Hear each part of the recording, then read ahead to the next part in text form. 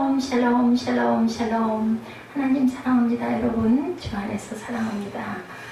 오늘 인생의 두 전제 전도서 9장 1절에서 8절인데 우리 18절까지 같이 교독했습니다. 우리 잠깐 전도서 전체를 조금 쭉 둘러보면서 갑니다. 전도자는 본장을 통해서 또다시 인생의 부조리함을 고발하고 있죠. 해 아래의 세상만을 본다면 선과 악이 같이 혼합되어 있고 지혜와 무지가 똑같이 허망한 것이다 이렇게 얘기합니다. 이러한 논제는 본 그 장 1, 2장의 것과 똑같은 내용인데 전도자는 결론부에 이르러서 세상의 헛됨을 강조하고 있습니다. 의인과 악인의 동일한 운명이라고 말하죠. 축복이 세상에 부조리하다는 사실이 가장 극명하게 나타나는 때가 악인이 복을 받을 때다. 누가 행운을 차지하는지 그 기준이 세상에서는 이렇게 모호합니다. 악이 복을 받기도 하고 그저 선한 사람이 오히려 더 힘들고 고난을 받다가 또 그냥 잘 펴지지도 않고 그냥 이름 없이 돌아가는 경우도 많이 봅니다. 우리 주변에서 저런 거 하나님이 안 데려가고 누가 데려가시 이런 얘기들 우리 많이 듣습니다. 전도자는 결론부에 이르러서 세상의 헛됨을 강조하죠. 누가 행운을 차지하는지 그 기준이 아까 말씀드린 것처럼 모호하다. 의인들이 때때로 번영을 누리지만 행운이 전적으로 의인들의 것만도 아닌 거죠. 악인도 의인처럼 복을 받고 번영하고 거룩한 사람과 비열한 사람의 운명이 이 세상에는 항상 공존합니다. 거룩한 사람이라고 해서 더 나은 삶을 반드시 사는 것도 아니다.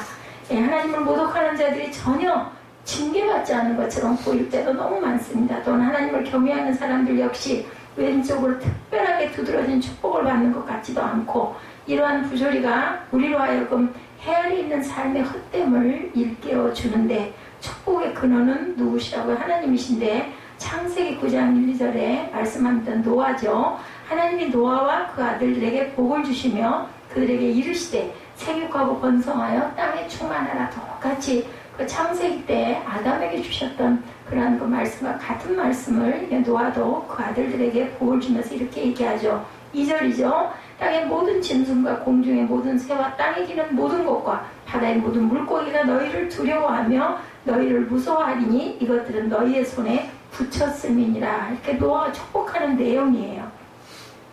그리고 또한 축복의 형태에 대해서 창세기 14장 19, 20절에 증거합니다. 그가 아브라함에게 축복하이르되 천지의 주제시오 지극히 높으신 하나님이여 아브라함에게 복을 주옵소서. 너희 대적을 내 손에 붙이신 지극히 높으신 하나님을 찬송할지로다 하매 아브라함이 그 얻은 것에서 10분의 1을 누구에게 멜기세덱에게 주었더라 이렇게 증거하죠.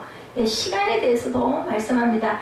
인생에게 주어진 시간이 의인이나 악인이나 동일한데 의로운 일을 많이 한 사람이라고 할지라도 인생의 기회가 더 많이 주어지는 것은 아니라는 거죠. 누구에게나 동일하게 기회가 주어진다. 시간은 선과 악의 불공평한 분배를 조종할 수 있는 힘을 가지고 있지 못하다라는 겁니다. 그러므로 악인이나 의인이나 똑같이 시간을 성실하게 사용해야 한다. 의로운 행위에 대한 대가로 하나님께 더 많은 시간을 우리는 요구하지가 못한다.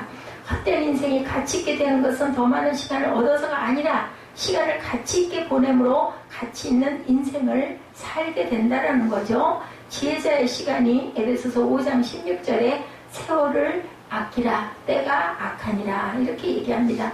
미래가 불확실하다고 누가복음 12장 19절에서 21절에 말씀합니다. 또 내가 내 영혼에게 이르되 영혼아 여러 해 쓸 물건을 많이 쌓아두었으니 평안히 쉬고 먹고 마시며 즐거워하자 하리로 하되 하나님은 이르시되 어리석은 자여 오늘 밤에 내 영혼을 도로 찾으리니 그러면 내 준비한 것이 누구의 것이 되겠느냐 하셨으니 21절이죠. 자기를 위하여 재물을 쌓아두고 하나님께 대하여 부요하지 못한 자가 이와 같으니라. 자기 재물을 많이 쌓아놓고 하나님을 위해서는 부요한 자가 되지 못하는 이런 자들이 실컷 고생하고 수고해서 자기 것 잔뜩 쌓아놔도 그것이 자기 것도 되지 못하고 영혼을 하나님께서 찾아가 버리면 정말 허무하죠.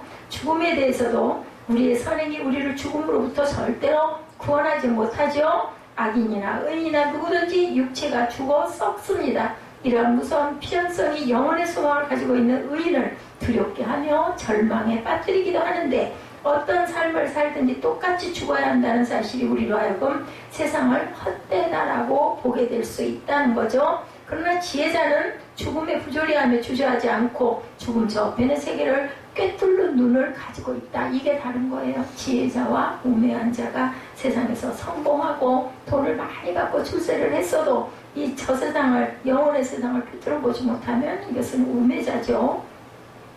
기운이 쇠한다고 창세기 25장 8절에 그의 나이가 높고 늙고 기운이 다하여 주고 자기 열조에게로 돌아가네. 누구예요? 야곱이죠.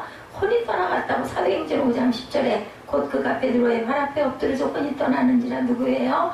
그쯤 아나니와 삽비라죠. 젊은 사람들이 들어와 죽은 것을 메어다가 그의 남편 곁에 장사했다. 남편이 들어와서 거짓말하고 문지방을 넘기도 전에 또 한 영혼 그 아내도 또한 이렇게 되었다라는 거죠. 현재의 부조리를 극복하는 방법은 그럼 무엇일까? 주신 복을 누리라는 거예요. 주신 복을.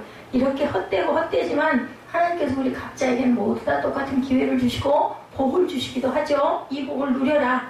현재의 부조리한 면에 지나치게 집착하면 절망에 빠져 심한 우울증 증세를 보일 수 있고, 그렇게 우울증을 앓다가 보면 결국은 인생은 더 허무하고 헛되죠. 그리고 방종하여 무절제한 쾌락을 추구하기도 한데, 에이 뭐예요, 될 대로 되라, 캔세라세라라고 한다고 그러죠.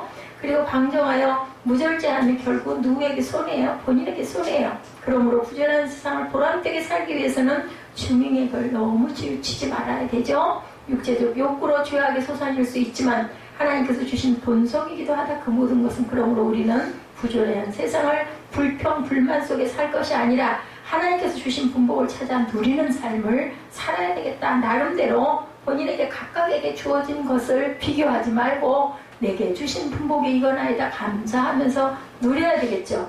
미각을 살려 음식을 맛있게 먹고 하나님 주신 미적 감각을 살려 예쁜 옷을 입는 것은 절대 죄악이 아닌 거예요. 그죠? 자기 개성을 잘 드러내고 그러면서 기뻐할 수도 있고, 우리들 마음에 드는 옷 잘 딱 입고 나서 좋으면 어때요? 아주 기분도 상큼해지죠. 소망이 솟습니다. 아주 기운 차지죠. 전도자는 하나님께서 주신 인생의 복을 누리며 만족하게 살 것을 우리에게 가르치죠. 현세의 복에 대해서 창세기 24장 35절에는 야훼께서 나의 주인에게 크게 복을 주시어 창성하게 하시되 소와 양과 은금과 종들과 낙타와 나귀를 그에게 주셨고, 이렇게 증거합니다. 넘치는 복이다. 열왕기상 3장 13절에 내가 또 내게 구하지 아니한 부귀와 영광도 내게 주노니 내 평생의 왕들 중에 너와 같은 자가 없을 것이다. 누구에게? 솔로몬에게 이렇게 말씀하죠. 주신 사명을 감당하라. 우리는 삶의 어두운 모습에 빠져 절망하고 더 이상 아무 노력도 하지 않으려고 하는데 악인에게 돌아가는 상을 보며 일체의 노력을 포기하는 사람들이 있는데 어리석죠. 이러한 인생은 정말 어리석은 삶이다. 하나님의 사랑에도 불구하고 인생은 여전히 하나님을 멀리합니다. 그렇기 때문에 하나님은 인생에 대한 사랑을 한 번도 그렇지만 거두신 적이 없다. 그러한 그 하나님의 성실하신 대로 우리도 절대로 좌절하지 말고 우리의 사명을 항상 계속해서 지치지 말고, 그리고 주저앉지 말고, 포기하지 말고 이행하고 가야 한다. 사명을 이행해라. 데살로니가후서 3장 8절에서 10절에 누구에게서든지 음식을 값없이 먹지 않고 오히려 수고하여 애써 주야로 일하면 너희 아무에게도 폐를 끼치지 아니하리라 하미니. 누가 그랬어요? 바울이 이렇게 얘기하죠. 우리에게 권리가 없는 것이 아니고 오직 스스로 너희에게 본을 보여 우리를 본받게 하려 함이라. 바울은 끊임없이 낮에는 일하고 밤에는 가르치고 그리고 전도하러 다니면서도 폐를 끼치지 아니하려고 본인이 열심히 수고해서 땀 흘려서 벌었어요. 그죠? 그러니까 이런 말을 할 수가 있는 거죠. 10절에 우리가 너희와 함께 있을 때에도 너희에게 명하기를 누구든지 뭐예요? 일하기 싫어하거든 먹지도 말게 하라 하였더니. 바울이 본인이 본을 보이며 이렇게 얘기합니다. 사명의 목적에 대해서 또한 빌립보서 3장 11절에서 14절에 어떻게 해서든지 죽은 자 가운데 부활을 이루려 하려니 내가 이미 얻었다 함도 아니요 온전히 이루었다 함도 아니라 오직 내가 그리스도 예수께 잡힌 바 된 것을 잡으려고 달려가노라. 형제들아, 나는 아직 내가 잡은 줄로 여기지 아니하고 오직 한 일 즉 뒤에 있는 것을 잊어버리고 앞에 있는 것을 잡으려고 뭐를 향하여? 표대를 향하여 그리스도 예수 안에서 하나님이 위에서 부르신 부름의 상을 위하여 달려가느라. 하나님을 부르신 상을 향해 달려가니 뭐 다른 게 뭐 걱정할 일이 있겠어요. 그죠? 다가올 미래를 우리는 또한 소망해야 됩니다. 현재 의인이 보상받지 못하고 의인과 악인이 동일한 삶을 산다고 해서 의인의 보상이 끊어진 것은 아닙니다. 지혜로운 사람은 하나님의 공의를 의심하지 않고 다가올 심판을 기억해야 된다. 하나님은 자신이 정한 시기에 의인에게 상을 주시고 악인을 심판하실 것이기 때문에 우리 믿습니다. 이러한 소망을 잃지 않을 때 우리는 부조리한 인생의 절망을 이겨낼 수가 있다. 준비할 미래에 대해서 마태복음 6장 31, 2절에 증거합니다. 그러므로 염려하여 이르기를 무엇을 먹을까, 무엇을 마실까, 무엇을 입을까 하지 말라. 이는 다 이방인들이 구하는 것이라. 너희 하늘 아버지께서 이 모든 것을 너희에게 있어야 할 줄을 아느니라. 미래의 소망에 대해서 예레미야 29장 11절에 야훼의 말씀이니라. 너희를 향한 나의 생각을 내가 아나니 평안이요 재앙이 아니니라. 너희에게 미래와 희망을 주는 것이다. 이렇게 말씀합니다. 그래서 지혜의 힘의 큰 능력은 세상의 허물을 극복하는 사람을 지혜를 가진 사람이다 라고 말씀합니다. 지혜로운 사람은 자신만을 구하는 것이 아니라 위기에 처한 이웃의 삶까지도 구할 수가 있죠. 전도자는 세상의 어떤 무기보다도 지혜가 가장 강력한 무기임을 증거합니다. 다른 방법으로 만들어진 일들은 아무리 승리의 소리가 클지도 결국 소멸하기 때문이라는 거예요. 왜냐하면 지혜는 모든 힘을 이끄는 힘의 근원이기 때문이고, 그 모든 그 기준은 어디에 있어요? 하나님의 뜻에, 하나님의 말씀 안에 있죠. 지혜가 없이는 모든 힘들이 불법적이고 파괴적이 될 것이다. 따라서 우리는 지혜로 일을 처리하고 모든 힘이 지혜에 의해서 통제되기를 소망할 줄 알아야 된다. 욥기 28장 16절입니다. 지혜의 값에 대해서 얘기하죠. 오빌의 금이나 귀한 청옥수나 남보석으로도 그 값을 당하지 못하겠고, 지혜의 이익에 대해서 잠언 3장 13, 14절에 지혜를 얻는 자와 명철을 얻는 자는 복이 있나니 이는 지혜를 얻는 것이 은을 얻는 것보다 낫고 그 이익이 정금보다 낫다라고 이렇게 증거합니다. 그래서 그 힘의 능력은 결코 소란스럽지 않다. 어떤 능력이다? 조용한 능력이다. 전도자는 지혜가 조용히 들려온다고 말하죠. 알차지 못한 것은 자신의 약점을 감추려 더 큰 소리를 내요. 뭐라 그래요? 우리말에 똥낀 놈이 썩낸다라는 말이죠. 잘못해놓고 우국거린다. 그 이은정이 그죠? 남의 차 들이받아놓고 자기 차 펜다고 탁 부서지게 해놓고는 막 우국 성질 내는 거. 이런 말 딱 생각납니다. 지혜의 중심으로 들어가려는 사람은 야망의 시끄러움과 격동, 자만심 그리고 교만을 버려야 된다. 그 혈기를 우리가 없애야 됩니다. 누구나 다 있죠. 그게 좀 심한 사람이 있고 덜한 사람의 차이뿐이지 없는 사람은 없습니다. 어떻게 보면 그게 또 살아있는 모습일 수도 있어요. 죽으면 아까 뭐 우리 그 본문에 나타났죠. 죽은 산개가 죽은 사자보다 오히려 낫다는 거죠. 그래서 우리는 교만을 버려야 되고 주님처럼 온유하고 겸손한 사람만이 지혜의 열매를 맺을 수 있다. 왜 우리 누구한테 기분 나쁜 소리 듣고 막 기분 나빠하고 웃고 껄고 나면 기분 나쁘잖아요. 그런 것들을 웃고 그냥 말도 아닌 소리 듣지도 말자 하는 그런 마음을 또 가져야 된다. 또 우리가 반성할 부분은 또 거기에 뭔가 비춰주는 내게 잘못된 것도 있다라고 느끼고 조심해야 되겠죠. 돌아볼 줄도 알아야 됩니다. 하나님을 경외하는 지혜에 대해서 욥기 28장 28절에 사람에게 말씀하셨도다. 뭐라 그래요? 보라, 주를 경외함이 지혜요, 악을 떠남이 명철이다. 주를 경외하는 게 지혜라고 하는데 항상 주를 경외하시기 바랍니다. 진리를 이해하는 지혜에 대해서 호세아 14장 9절에 누가 지혜가 있어 이런 일을 깨달으면 누가 총명이 있어 이런 일을 알겠느냐. 야훼 도는 정직하니 의인은 그 길로 다니거니와 죄인은 그 길에 걸려 넘어진다라고 얘기합니다. 그리고 우리는 또한 때때로 모욕을 당하는 지혜자도 있다. 지혜자는 큰 능력을 가지며 자신과 더불어 위기에 처한 이웃을 구할 수 있고 인생의 허물을 극복하여 가치 있는 삶을 열어주기도 하는데, 지혜자는 조용한 속성을 지니고 있기 때문에 세상 사람들에게 인정을 받지 못한다. 대표적인 분이 누구셨어요? 예수님이시죠. 아무도 알아주지 않는 좁은 길을 걷게 되죠. 때로는 우둔한 자에게 모욕을 당하기도 합니다. 그러나 지혜자는 이러한 일로 결코 실망하지 않는다. 왜냐하면 지혜자의 말이 우둔한 자의 호령보다 더 크게 세상에 결국은 들려지기 때문이다.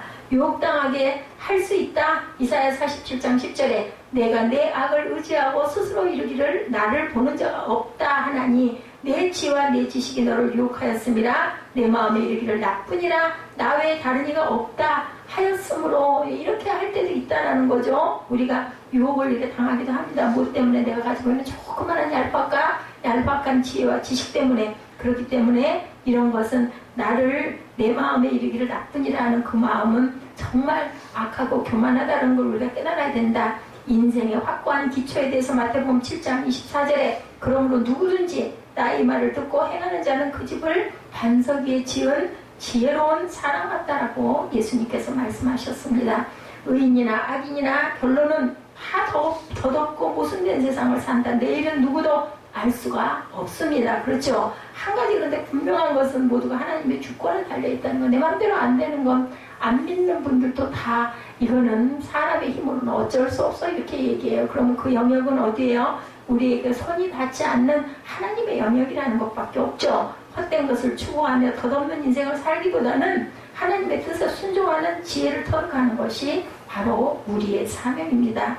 오늘 전도서 9장의 말씀을 살펴보면서 은혜를 받는데 1, 2절의 말씀은 전도서 9장 전체 서론에 해당이 됩니다. 이 모든 것을 내가 마음에 두고 이 모든 것을 살펴본 즉 의인들이나 지혜자들이나 그들의 행위나 모두 다 하나님의 손안에 있으니 사랑을 받을는지 미움을 받을는지 사람이 알지 못하는 것은 모두 그들의 미래를 일때문이라. 우리는 미래를 알지 못해요. 그죠? 모든 사람에게 임하는 그 모든 것이 일반이라 의인과 악인, 선한 자와 깨끗한 자와 깨끗하지 아니한 자, 제사를 드린 자와 제사를 드리지 아니하는 자에게 일어나는 일들이 모두 일반이니 선인과 죄인, 맹세하는 자와 맹세하기를 무서워하는 자가 일반이로다. 솔로몬은 여기서 인생의 대전제가 되는 두 가지 변할 수 없는 사실에 대해서 말합니다. 인생의 첫 번째 전제는 인생은 아무도 자신의 미래를 예측할 수 없다. 1절의 내용이 전체죠. 그래서 뭐라 그래요? Life Predictable이라고, 덱트볼 맞죠? 이렇게 말합니다. 영어로 Life is unpredictable. 그렇습니다. 1절에서 그것을 요약해 말하고 있는데 인생의 두 번째 전제는 누구도 죽음을 피할 수 없다라는 거죠. Death is unavoidable이라고 합니다. Death is unavoidable. 모든 사람에게 죽음은 공통이다. 죽음은 어느 누구도 피할 수 없다는 것을 2절 말씀에서 일깨워주는데 모든 사람에게 임하는 그 모든 것이 뭐라고요? 일반이다. 그리고 난 뒤에 솔로몬은 3절에서 18절의 두 가지 인생에 대해 전제에 대해서 좀 더 자세하게 얘기하고 있어요. 예, 첫 번째는 뭐라 그래요? 아무도 자신의 미래를 예측할 수가 없고 두 번째는 모든 사람에게 임하는 그 모든 것이 일반이라는 거죠. 거기에 대해서 3절부터 18절에 예, 그것을 설명하는데 인생에 대해 전제 1절 말씀에 우리가 아까 말씀한 것처럼 예, 사람이 알지 못하는 것은 모두 뭐예요? 미래라고 얘기합니다. 앞으로 일어날 일들. 마음을 다해서 진지하게 헤아려서 이루어지는 모든 일을 자세하게 살펴본 거예요. 솔로몬은 그 결과 두 가지를 우리에게 말씀하는 게 지의인과 지혜자나 그들의 행하는 일이 다 하나님의 손 안에 있다. 내 맘대로 되는 게 아니다. 사람은 장래일을 대해서 예측할 수가 없다. 사랑을 받게 될지 미움을 받게 될지 앞길이 형통하게 될지 공부하게 될지 알 수가 없다. 왜냐? 이 모든 것은 누구의 손에? 하나님의 손에 달려있기 때문이다. 의인도 하나님의 손에 있고 지혜자도 하나님의 손에 있고 인생의 모든 행하는 그 일이 다 하나님의 손에 있다. 그래서 자기가 의롭게 산다고 해도 지롭게 처신한다고 해서 당연히 나의 앞길은 형통할지라고 것이라고 생각해서도 안 된다는 거죠. 그것은 누가 하시기 때문에? 하나님께서 하시기 때문에. 구약 성경에 나오는 욥이 얼마나 의로운 사람이었어요. 그죠? 욥기 1장 1절에 보면 욥을 가리켜 순전한 사람이라고 합니다. 정직한 사람이라고 했어요. 하나님을 경외하는 사람이다. 악에서 떠난 사람이다. 그만큼 욥은 의로운 사람이었는데도 이 욥이 이렇게 지혜롭고 스라에도 많은 자녀를 뒀죠. 아들 7에 딸이 3세. 또한 재산도 엄청나게 많았어요. 그리고 자녀들은 그중 하나가 생일을 맞으면 자기 집에 온 가족을 초청하여서 성대하게 잔치를 베풀고 함께 먹고 마시고 즐거운 그러한 시간을 보내던 그러한 욥이었습니다. 예, 그리고 그 명수대로 하나님께 번제를 드리면서 자기 자녀를 성결케 정말 어려운 거예요. 아이가 10인데 그 10명을 각각을 전부 다 번제를 드리면서 자기 자녀를 성결케 그렇게 닦았다는 거죠. 먹고 마시는 가운데 자신들도 모르게 마음으로 하나님 앞에 범죄했을 수가 있기 때문에 욥의 하는 일이 그렇게 지혜로웠다고 합니다. 그럼에도 불구하고 욥의 앞날에는 형통하지만은 않았죠. 우리가 너무 잘 알죠. 엄청난 시련이 욥에게 임합니다. 오죽하면 사탄이 그죠? 하나님께 그 욥을 내가 한번 시험해봐도 좋겠느냐라고 할 때 하나님께서는 누구를 믿으셨어요? 욥을 믿으신 거죠. 하나님 해봐라. 그 대신 생명만 건드리지 말아라. 이렇게 해서 무서운 고난을 당하고 욥이 울고 기도하는 그런 부분이 욥기에 나타나 있습니다. 시련이 욥에게 임하죠. 많던 육축이 전부 노략질을 당하고 7아들과 딸 셋은 한꺼번에 죽고 욥 자신의 몸에는 심한 악창이 생기고 결국은 또 집은 불타서 없어져 버리고 욥이 그토록 그렇고 지혜로웠지만 하나님의 허락하시니까 이렇게 심한 시련이 생길 수밖에 없었다. 시련을 당하죠. 모든 것은 다 하나님께서 하시는 것인데 우리가 잊지 말아야 할 것은 무엇일까? 욥이 비록 시련을 당했지만 누구의 손에서 이루어졌다고요? 하나님의 손 안에서 하나님의 허락하심으로 이루어졌다라는 것. 모든 것이 하나님의 손에서 이루어졌다. 욥은 그것을 알았어요. 욥기 1장 21절에 극심한 환난 속에서 욥이 노래하죠. 내가 못해서 뭐로 나왔어요? 적신으로 나왔은즉 적신이 그리로 돌아가올지라도 주신 자도 야훼시오 취하신 자도 야훼시니 여호와 이름이 찬송을 받을 자이시니이다. 이렇게 깨달았다는 거죠.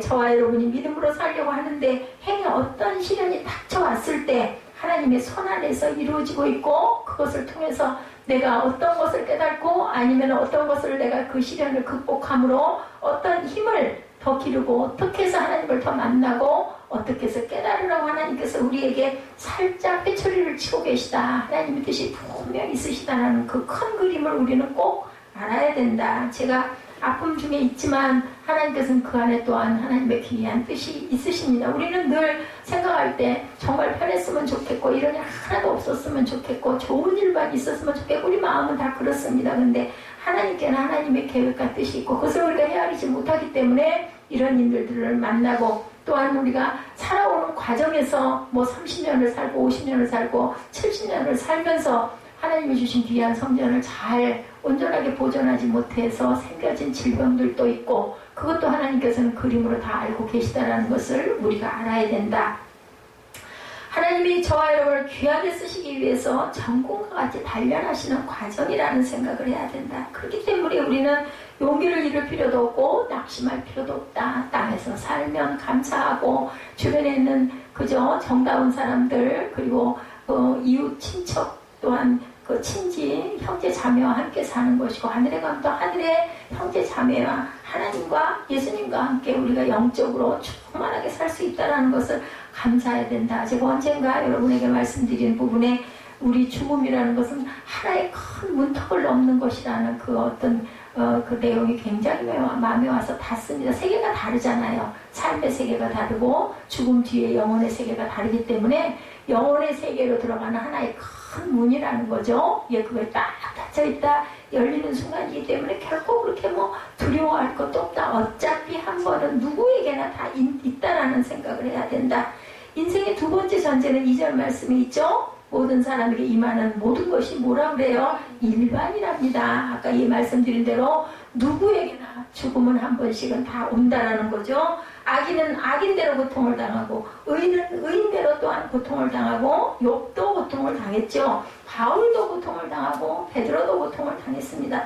예수님에게도 고난이 계셨습니다. 반대로 하나님은 의인이든 악인이든 모두에게 골고루 똑같은 햇빛도 주시고 공기도 주시고 비도 주시고 바람도 주신다는 것을 알아야 되죠. 마찬가지로 의인은 의인대로 형통할 때가 있지만 악인은 악인대로 번창할 때가 또 있고 형통할 때가 있다. 어찌 그럴 수가 있을까? 그죠? 우리가 만약에 하나님 같으면 어떨 것 같아요? 나쁜 놈들에게 안 줄 것 같아요. 착하고 말 잘 듣고 그저 좋은 일 많이 하는 의인들에게는 많이 막 퍼줄 것 같아요. 근데 하나님은 그러시지 않아요. 왜냐하면 돌이키기를 바라시는 거죠. 그 악한 중에도. 모든 사람에게 임하는 모든 것은 뭐하기 때문에 오늘 본문의 고백처럼 일반이기 때문이다. 같다라는 거죠. 모든 사람에게 임하는 모든 것이 일반인 가운데 분명하게 확실한 것 한 가지는 2절 말씀을 계속 보면 의인과 악인이며 선하고 깨끗한 자와 깨끗지 않은 자며 제사를 드리는 자와 제사를 드리지 아니하는 자의 결국이 일반이니 선인과 죄인이며 맹세하는 자와 맹세하기를 무서워하는 자가 일반이로다. 이렇게 살든 저렇게 살든 사람의 결국은 일반이다. 여기서 말하는 결국이 뭘까? 인생이 자기의 삶의 종지부를 찍는 거죠. 그게 뭘까? 죽음이에요. 죽음. 그죠? 죽음이 모든 사람이 공통이라는 것. 믿음으로 경건하게 살든지 되는 대로 살든지 죽는 것은 피할 수도 없고 결국은 오는 것이라는 거죠. 뭐라 그래요? Death is unavoidable이라고 말하고 있습니다. 모든 사람의 죽음은 공통이다. 이 두 가지 대전제, 사람은 자기 앞날을 예측할 수 없고 죽음은 모든 사람에게 공통이다. 대전자의 그 이 대전제에 대해서 3절 이하에 설명하죠. 죽음은 또한 피할 수도 있다, 피할 수도 없다. This is unavoidable이죠. 솔로몬은 3절 이하에 죽음을 앞두고 살아가는 우리 인생들이 과연 어떠한 자세로 하는 것이 마땅한지 우리에게 일깨워주고 있습니다. 3절이죠. 모든 사람의 결국은 일반이라. 이것은 해 아래서 행해지는 모든 일 중에 악한 것이니 인생의 마음에는 악이 가득하여 그들의 평생에 미친 마음을 품고 있다가 후에는 죽은 자들에게로 돌아가리라. 저는 아까 이거 읽으면서 웃음이 나왔어요. 맞아요. 미친 마음을 품고 미친 짓을 할 때가 너무 많고 하나님 보시기에 너무 어리석은 짓을 우리는 미친 듯이 하려고 할 때가 많습니다. 불나방이 막 그죠? 가면 죽을 텐데 그 불 가운데로 막 뛰어드는 것처럼 저도 삶의 평생이 젊은 날 그래 정말 보면 정말 기가 막힐 정도로 생각해보면 지금 딱 이렇게 다른 시선으로 제 모습을 그때 그 모습을 딱 바라보면 어이가 없어요. 기가 막히죠. 진짜 할 말이 없는 그런 삶을 살아왔습니다. 결국은 이렇게 헛되니 모든 게 헛되다. 이것을 어찌할까 이런 마음이 이 수십 년 후에 들 줄 누가 알았겠냐는 거죠. 저를 보시면 압니다. 제가 딱 그 모델이에요. 먼저 솔로몬은 두 가지 잘못된 태도를 이야기하는데 그런 다음 하나님의 자녀된 우리가 죽음을 앞두고 살아가면서 어떠한 태도로 살아야 마땅한지에 대해서 말씀합니다. 제가 이 전도서를 그때 은혜를 받았더라면 아이고 나를 돌아보자 헛되고 나를 했을 것인데 그죠? 그걸 못했다는 거죠. 첫 번째 잘못했던 견해는 죽음으로 보는 것이 끝난다고 보는 견해. 이렇게 생각하는 사람은 되는 대로 인생을 살아가죠. 당연하죠. 뭐 죽으면 그만인데. 이런 사람들은 그냥 모든 사람의 결국이 일반인 그것은 해 아래서 모든 일 중에 악한 것이니 이렇게 얘기합니다. 죽음을 악한 것으로 보는 견해. 왜 그럴까요? 죽음으로 모든 것이 다 끝나버린다고 생각하기 때문에 그 결과가 어떻게 된다고요? 곧 인생의 마음이 악이 가득하여 평생에 미친 마음을 품다가 후에는 죽은 자에게로 돌아가는 것이라. 이 악한 마음, 그것이 바로 우리 그 어리석은 마음이에요. 그죠? 이렇게 살아도 죽고 저렇게 살아도 죽고 죽는 것은 매일매일 구태여 힘들게 의롭게 살아갈 필요가 뭐야? 그저 먹고 마시자. 이게 바로 미친 마음입니다. 이렇게 악한 마음을 품고 미친 듯이 살다가 험하게 죽는 인생이 우리 주변에 정말 많습니다. 나는 아니에요. 할 수가 없습니다. 정말 부끄럽고 그저 하나님께 정말 죄악된 그런 모습, 주님 때문에 건진받고 예수님 때문에 은혜받고 그리고 성령님께서 돌봐주셔서 오늘도 제가 이렇게 살아 있습니다. 그러나 이 사람들이 잊고 사는 게 하나가 있는데 히브리서 9장 27절에 한 번 죽는 것은 사람에게 정하신 것이요 그 후에는 뭐가 있다 그래요? 심판이 있다고 합니다. 심판. 지금부터라도 그죠? 몇 년이 남았을지는 절대 알 수 없지만 정신 번쩍 차리고 미친 마음을 버려야 되겠죠? 그래서 하나님께서 정하신 이것을 우리가 피할 수 없는 것은 모든 악한 자나 선한 자나 똑같기 때문에 죽음 이후에 삶은 다른데요. 그런데 공통이 아니라는 거예요. 세상 속에서는 똑같았는데 심판이 있기 때문이다. 그것을 우리는 지혜자들은 안다. 지혜자의 반열에 전도서를 통해서 우리를 딱 입문을 시켜주신 거예요. 지금 이 말씀에 은혜를 받고 와고 그렇구나 알기는 알았지만 또다시 보니 정말 그렇네. 이런 마음을 주신 것은 하나님의 은혜라는 거죠. 그것을 잊어버리게 되는 대로 악하게 마음대로 살다 험하게 죽는 사람은 정말 불쌍하죠. 근데 뻔히 나와 있는데 우리 그런 얘기 다 하잖아요. 답이 다 나와 있는데 야 너는 보면서도 모르니? 사무엘아 너 답 여기 있잖아. 이렇게 써져 있잖아. 그거 좀 써. 여기다가 안 보여? 이런 얘기하는 그게 바로 하나님께서 저희들에게 이 성경을 통해서 다 전도서에 나와 있는데 너 그거 안 봐? 그렇게 답을 써주는데도 모르냐고 말씀하시는 겁니다. 그래서 우리가 또 잘못된 견해 안에는 사는 것이 죽는 것보다 낫지 이런 생각을 가지고 그렇게 인생을 소극적으로 사랑하는 사람들도 있다는 거예요. 그게 바로 4절에서 6절 말씀입니다. 4절 봅니다. 모든 산자 중에 참여한 자가 소망이 있음은 설마 산입에 거미줄 줄이야? 살아가다 보면 죽음명에도 벼들 날이 있겠지. 막연한 기대감을 가지고 현실의 어려움을 참고 살아가는 사람도 또한 있죠. 인생을 소극적으로 사는 사람들인데 이런 사람이 즐겨 인용하는 속담 하나가 있어요. 4절 하반부에 보면 뭐라고 나타나 있었어요? 사는 개가 죽은 자보다 죽은 사자보다 나음이라. 예, 개는 토한 것을 먹는다고 성경에도 나와 있어요. 부정한 동물이죠. 그리고 경멸의 대상입니다. 그러나 사자는 용맹스럽고 동물의 왕이에요. 그럼에도 불구하고 죽은 사자보다 살아있는 개가 나은 이유는 살아있어야 더 나아지지 않을까, 이런 기대감이라도 가질 수 있다는 거죠. 이런 견해를 가진 사람들에 의해 사는 것이 죽은 것보다 나은 이유가 있다는 5절 말씀을 봅니다. 무릇 산 자는 죽은 줄을 알되 죽은 자는 아무것도 모른다. 죽으면 아무것도 할 수가 없고 뭔가 더 나아질 수도 돌이킬 수도 깨달을 수도 기회가 없다라는 게, 그게 바로 산 개가 죽은 동물의 왕인 사자보다 부정한 동물인 개가 오히려 낫다. 살아있는 사람은 그래도 의식이 남아있지만 죽은 사람은 의식이 전혀 없고, 살아있는 사람은 어느 순간 돌이킬 수도 있지만 죽은 사람은 돌이킬래야 돌이킬 수가 없고, 다시는 상도받지 못하는 것은 그 이름이 잊어버린 바됨이라고 합니다. 죽은 사람에게 상을 준다고 기쁨을 느낄 수가 있겠냐는 거죠. 아무것도 못 느낀다.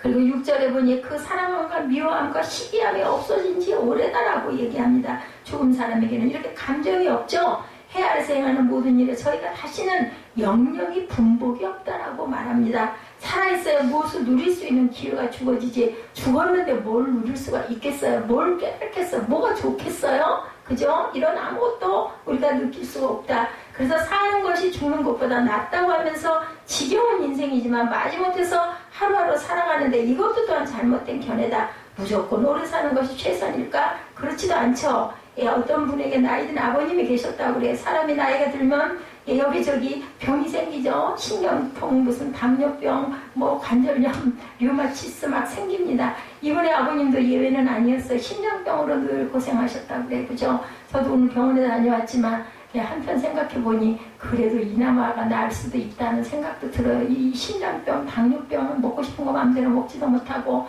그죠? 얼마나 괴롭습니까? 어디 한 군데만 잘못되면 그것 때문에 온통 그거 이유를 알려고 병원을, 그죠? 혼사방외과를 헤매고 다니게 됩니다. 근데 이분이 믿음이 좋았다고 합니다.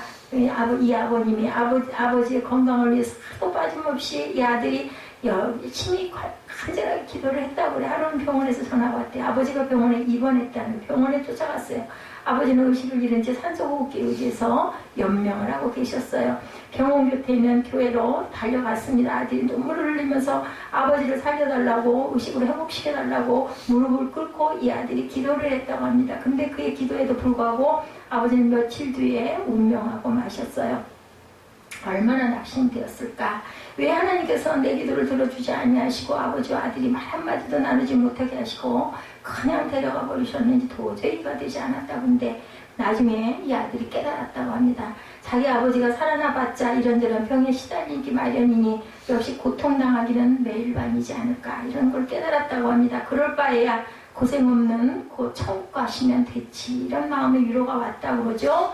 질병이 없는 것을 하나님께서 데리고 가셨다는 사실을 그는 깨닫게 됐다고 그래요. 무조건 오래 산다고만 좋은 것도 아니죠.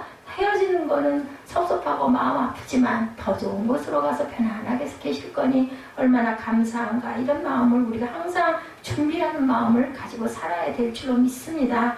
예, 순교하는 사람이 그래서 생기는 거죠. 예, 받을 형벌이 많아지겠지만 죄 가운데 무조건 오래 산다고 좋은 건 아니다. 차라리 주 안에서 죽는 것이 복되다. 그래서 순교자들이 생기죠. 하나님의 자녀된 우리가 죽음을 앞두고 어떤 자세로 살아갈까에 대한 것이 7절에서 10절에 우리에게 말씀합니다. 7절에 뭐라고 그래요? 너는 가서 가라고 합니다. 너는 가서 가라 그러죠? 우리에게 적극적인 삶을 살 것을 일깨우는 말씀입니다. 어차피 죽을 인생이니까 라고 하는 부정적인 생각을 가지고 살지 말고, 가만히 앉아서 소극적으로 살려고도 하지 말고, 과연 적극적으로 사는 인생이 어떤 것인지 솔로몬은 우리에게 4가지로 일깨워주죠. 기쁨으로 내 식물을 먹고 즐거운 마음으로 내 포도주를 마실지니어다. Enjoy your meals. 음식을 맛있게 먹으라고 말씀해요. 음식을 먹으면서 투정하는 사람, 예, 복 달아난다고 그러죠? 우리 그 어른들이 그래요.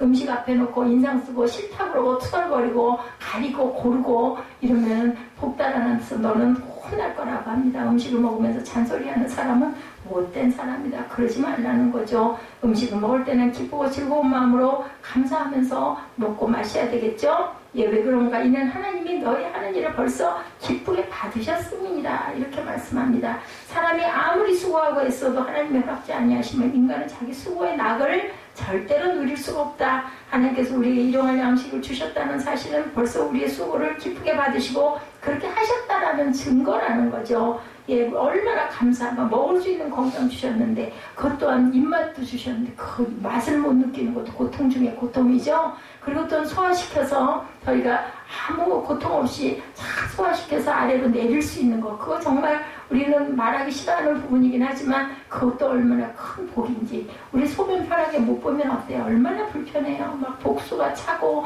그거 빼내야 되고 병원에서는 전쟁터예요. 전쟁터. 병원 가보면 그렇죠. 그러니 소소한 그런 한 가지 한 가지 거를 우리가 정상적으로 잘 치르면서 하루하루 산다라는 것이 정말 기적이고 축복이라는 생각을 할 줄 알아야 된다.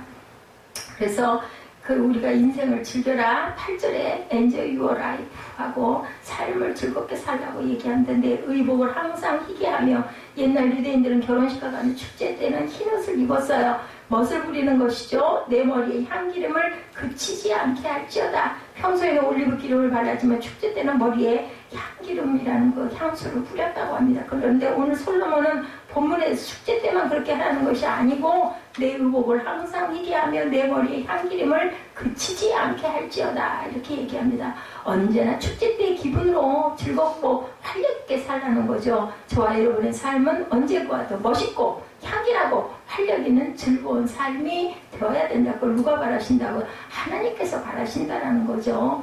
Enjoy your family life라고도 얘기합니다. 가정생활도 즐겁게 해야 된다. 9절 말씀에 내 헛된 평생의 모든 날, 곧 하나님의 해 아래서 내게 주신 모든 헛된 날에 우리가 덧없는 인생을 살아가는 건 사실이지만 이 덧없는 인생길 가운데도 얼마든지 행복하고 즐겁게 살아갈 수가 있다. 그것이 뭘까? 사랑하는 아내와 함께 즐겁게 살지어다. 이는 내가 일평생에 해 아래서 수고하고 얻은 분복이라고 합니다. 그러니까 가장은 열심히 일해서 아내를 자녀들을 잘 먹여 살릴 책임도 있고 의무도 있는데 그것으로 인해서 하나님께서 또한 기쁨을 주신다는 것을 여기서 분명히 말씀하고 있죠.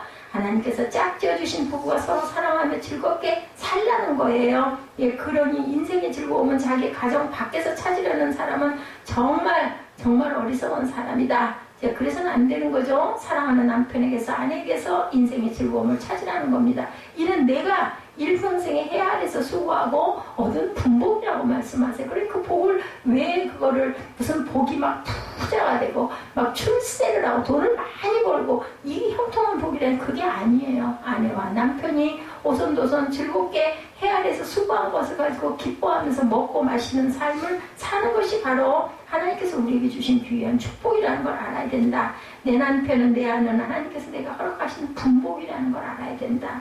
하나님이 내게 누리라고 주신 복이고 일평생 동안 서로 사랑하면서 함께 즐겁게 살라고 하나님께서 짝지어 주신 돕는 배필이라는 걸 알아야 된다. 언제나 사랑하는 아내와 함께 즐겁게, 남편과 함께 즐겁게 복되게 하나님이 중심이 돼서 하나님을 위해 모시고 기도하며 감사하며 사시기 바랍니다. 결혼하지 않은 사람들은 평생 동안 함께 사랑하면서 즐겁게 살아갈 수 있는 배우자를 꼭 만나야 되겠죠. 하나님께서는 우리에게 그렇게 하라고 인륜의 법칙을 주신 거예요. 그리고 또 말씀하시죠. Enjoy your work. 일하는 것도 즐겁게 해라. 10절 말씀에 물은 내 손이 일을 당하는 대로 힘을 다하여 할지니라. 무슨 일이 주어지든 간에 기쁜 마음으로 즐거운 마음으로 최선을 다해서 일하라는 거죠. 내가 장차 들어갈 음부에는 일도 없고 계획도 없고 지식도 없고 지혜도 없음이니라. 어두운 밤 쉴 때가 닥쳐온다라는 거죠. 그때는 일하고 싶어도 일을 할 수가 없다. 제가 많이 걸어다니고 싶어도 못 다니잖아요. 네, 결국은 그렇게 된다라는 거예요. 참 많이도 걸어 다녔어요. 오늘 갔었던 그 합정동에서 거기가 어디라고 동교동에서 합정동까지 서교동까지도 맨날 걸어 다니는 그 높은 힐을 신고 그러니 몸이 이 지경이 안 되겠냐는 거죠. 어리석은 거죠. 너무 지나쳤던 거죠. 하나님께서 우리들에게 무슨 일을 맡겨주시든 그 일에 땀 흘리면서 최선을 다해서 충성을 하라고 말씀합니다. 가정의 일도, 직장의 일도, 교회의 일도 열심히. 근데 그 열심히 하나님과 동행하면 기쁨이 온다라는, 그렇게 하면서도 보람을 얻게 되고 감사하게 되고 의미를 갖게 된다는 거죠. 그래야 우리가 주님 앞에서 세마을 때 잘했다, 칭찬받고 착하고 충성된 종아, 내가 네게 상을 주리라 라고 말씀하시죠.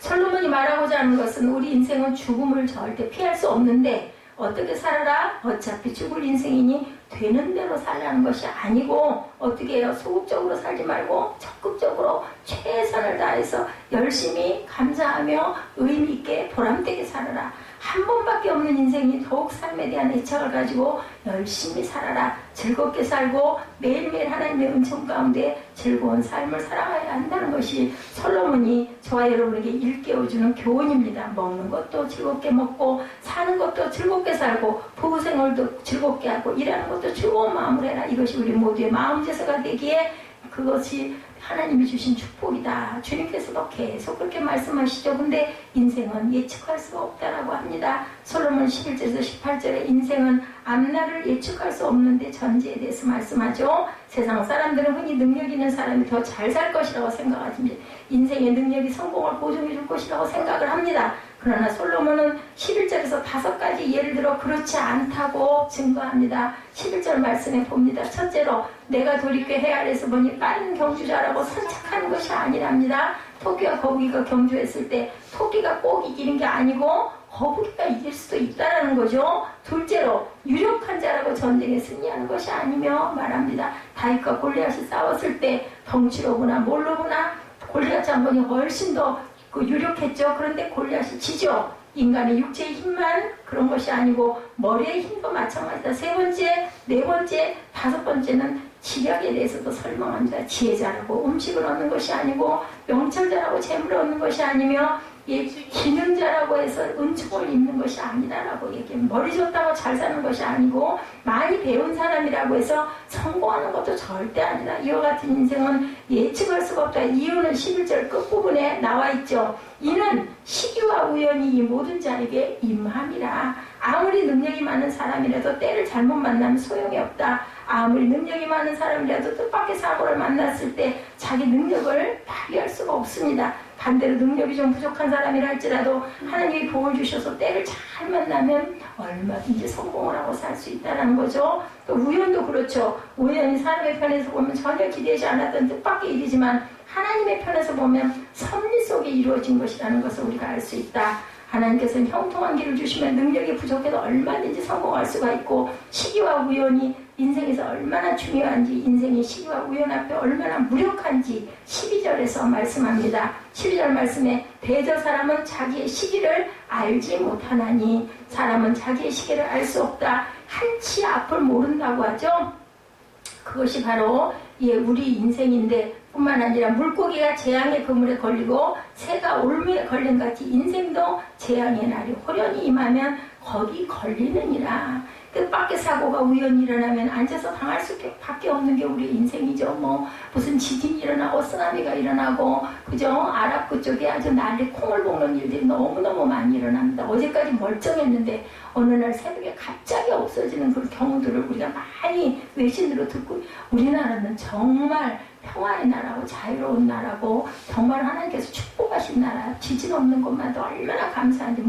약간의 미지진이 요즘엔 있어도 이제는 건축을 할 때도 그 지진에 대한 것을 우리가 감안을 해야 한다 하지만, 아이고 그래도 얼마나 감사해요. 그죠? 그런 거 없이 편안하게 살 수 있는 거.